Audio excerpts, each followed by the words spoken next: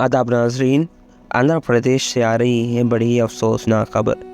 Building में gas cylinder blast से building हुई पूरी तरह तबाह, 8 अफराद हुए शदीद ज़ख्मी।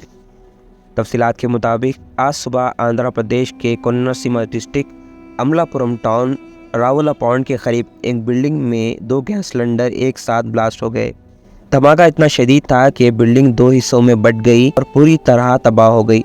हादसे में 8 अफराद शदीद ज़ख्मी हो गए, जिसके बाद पुलिस का अमले के साथ अवामी लोगों ने मिलकर ज़ख्मियों को मलबे से निकालकर अमलापुरम एरिया हॉस्पिटल में मुंतकिल कर दिया। हॉस्पिटल में ज़ख्मी अफराद ज़ेर इलाज बताए गए। एरिया पुलिस ने एक केस दर्ज करते हुए मज़ीद तहक़ीक़ात का आगाज़ कर दिया। आइए देखते हैं ये अफसोसनाक खबर के कुछ अहम मनाज़िर।